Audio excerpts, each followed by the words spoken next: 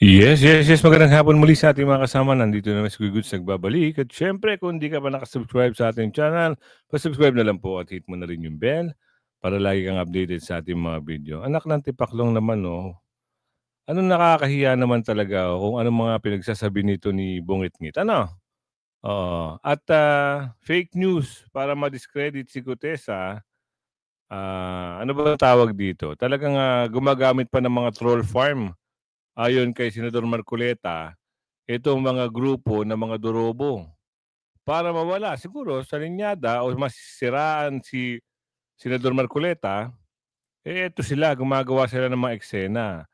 At nakakahiya itong si Makoy o itong si Bungit-ngit. Bakit? Walang meeting. Trump. Walang meeting. O si sa APEC. Anong meron dito, pasok? Nilinaw ng Department of Foreign Affairs na walang nakatakdang bilateral meeting si Pangulong Marcos Jr. kay US President Donald Trump o Chinese President Xi Jinping sa Asia-Pacific Economic Cooperation or APEC Summit sa Busan, South Korea ngayong linggo.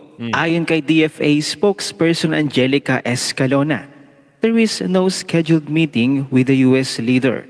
Nang tanungin Hindi na ako kung magpapakita kasi medyo malabo talaga yung ano. Malabo yung tawag nito, yung kita niyo malabo yung cam mo kaya hindi na ako magpapakita. So tuloy na lang natin 'to. Kita naman si Marcos Jr. kay Xi, sagot niya, also no scheduled meeting. Sa halip, tututok umano ang Pangulo sa pagsusulong ng interes pang-ekonomiya ng bansa, pakikipag-ugnayan sa mga negosyanteng kasapi ng APEC at nagpapalakas ng kooperasyon sa ibang ekonomiya sa rehiyon. No Trump, no Xi, no invites. Nakakahiya. At this rate, it's less APEC summit and more Marcos table for one. When world leaders start acting like you're part of the wallpaper, that's not a scheduling conflict. That's a diplomatic quarantine. Nobody wants the photo op that screams, yes, we're friends with corruption.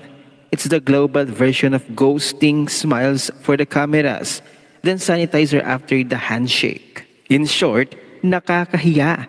Baka machismis din sila sa sarili nilang bansa na may barkadang korap, kaya iwas sila. Pansin niya ba ang mga anghit ng leadership niya?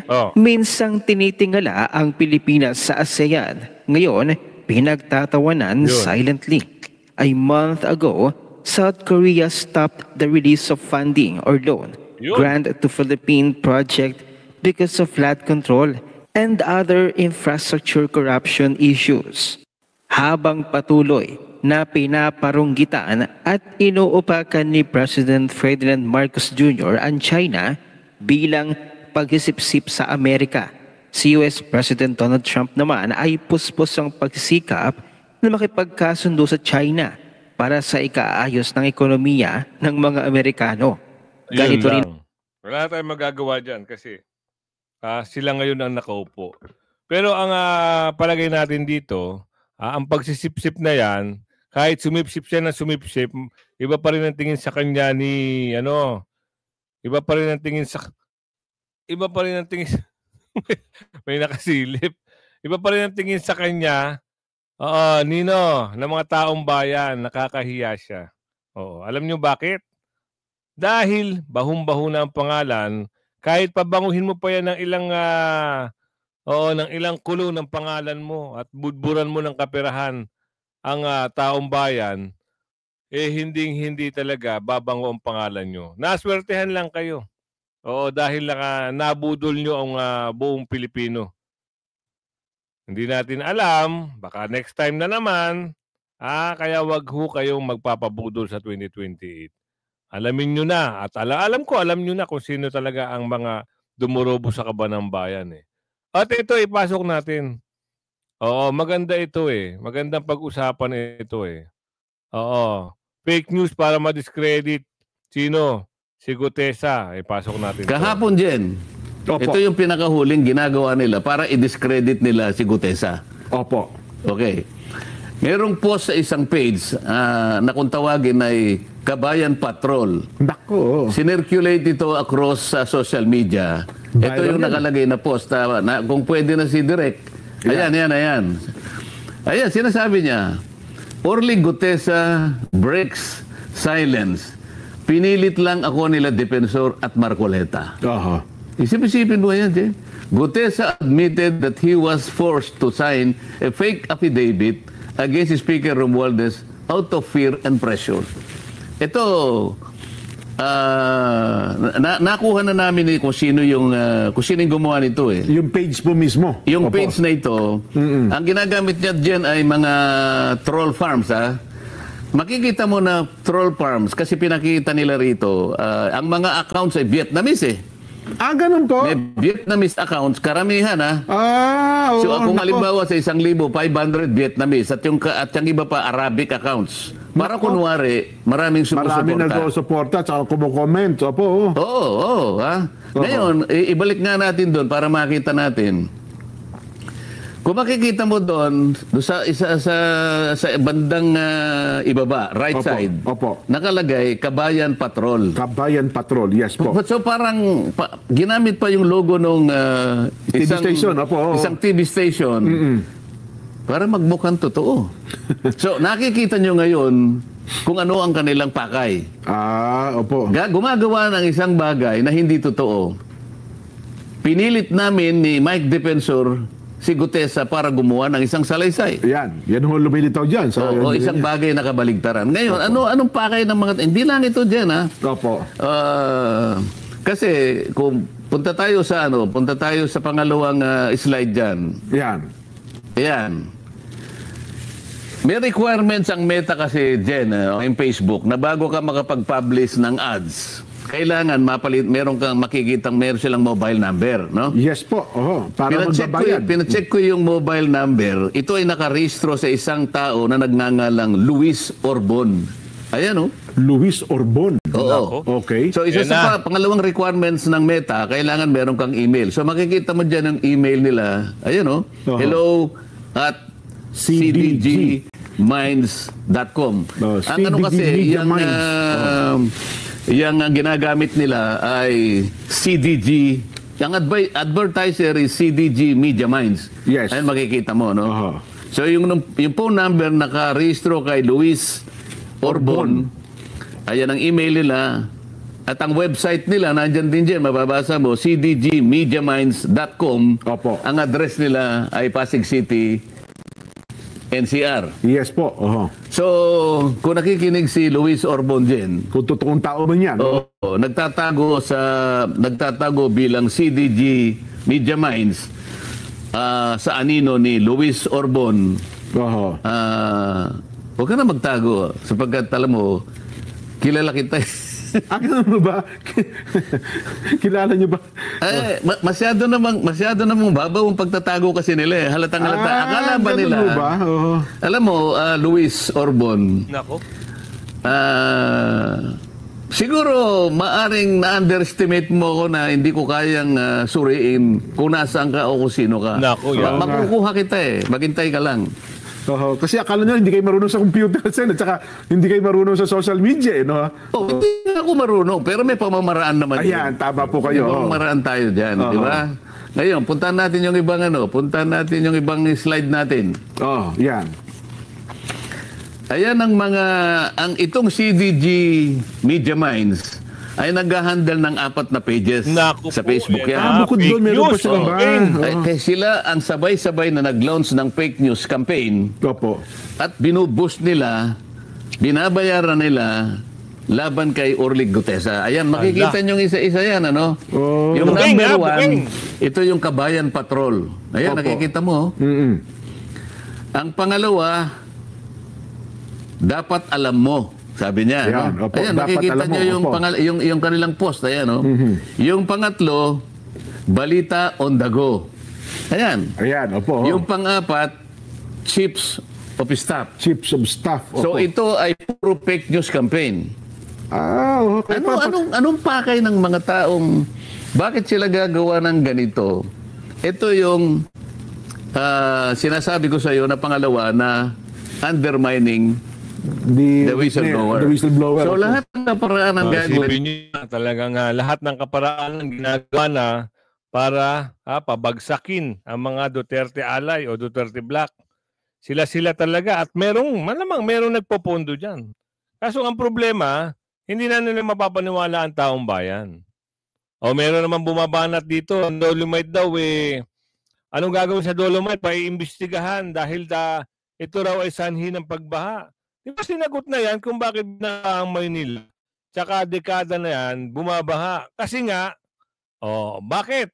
Di ba nga yung pondo dyan at yung ang tawag dito yung floodgate dyan sira ata. O yung pumping station, pumping machine. Hindi na alam kung gumagana na ba.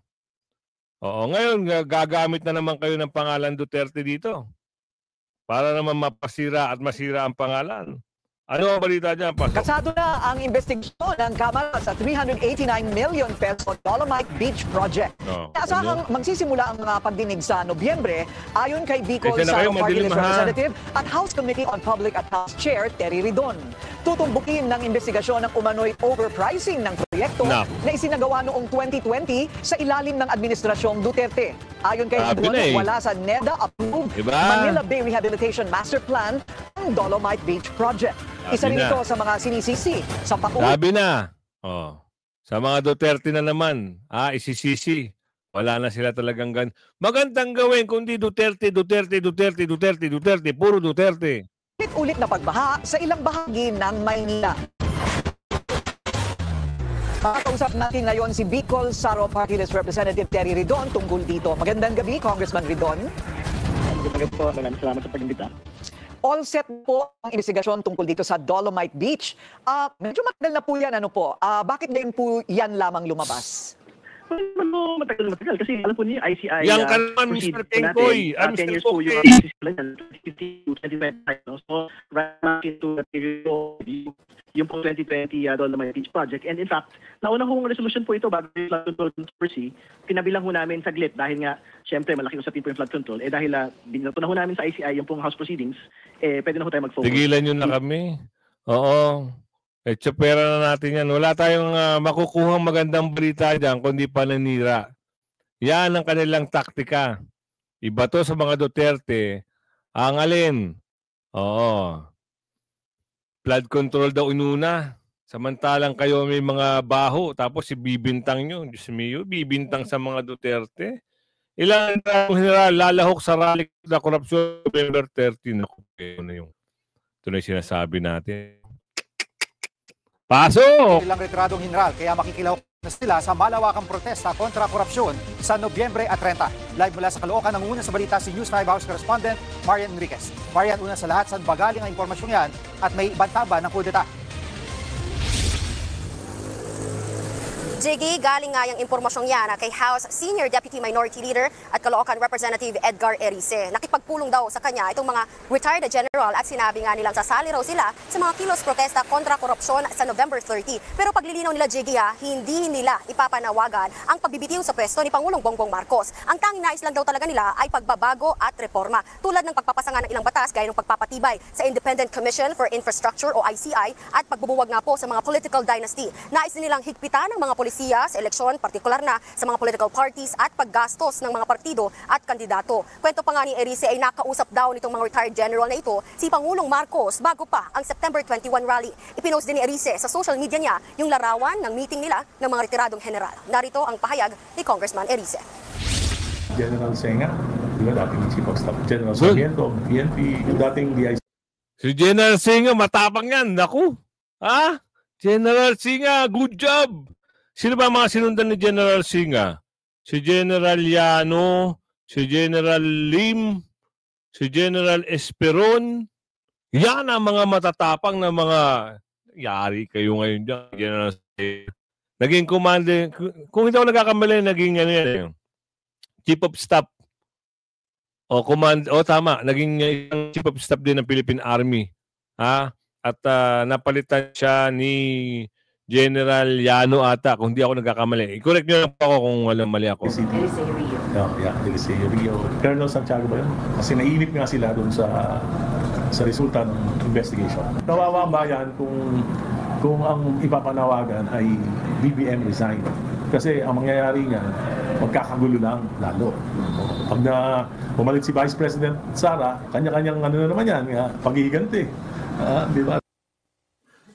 At Marian, tila may impluwensya pa rin ang mga retiradong general sa hanay ng mga sundalo. May reaksyon bang AFP tungkol dito? Jiggy, sinusubukan pa nga natin kunin ang panig ng AFP pero wala pa rin silang tugon sa ngayon. Pero dati nang sinabi ng AFP na mananatili silang tapat sa konstitusyon. Kung matatandaan mo rin, Jiggy, mismong si AFP Chief of Staff General Romeo Bronner ang umamin noon na may mga retired general na nag-uudyok sa kanilang magkudeta. Pero nanaig pa rin daw ang katapatan sa serbisyo ng mga sundalo. At kahapon lang din, Jiggy, sinabi nga ni Bronner na tiwala pa rin si Pangulong Marcos sa AFP. Narito ang kanyang pahayag. Ang bilin niya parati sa akin is take care of the country. Make sure that the country is safe. Malaki po ang tiwala ng ating Pangulo, ng ating Secretary hindi na ho safe ang Pilipinas, lalong-lalo na sa mga durobo at dumudurobo. National Defense na kayang-kaya po natin panatiliin ang kapayapaan, ang peace and order. Samantala, Jiggy, nanawagan naman ang ilang mga kongresista sa publiko na lumahok sa November 30 rally at huwag tumigil sa pagkalampag sa gobyerno hanggang sa may mapanagot sa korupsyon. Pakinggan natin itong kanilang mga pahayag. Na horror stories. Kung gusto niyo may mapanagot, dapat wala po yung mga durobo at balulong ang policy niyo.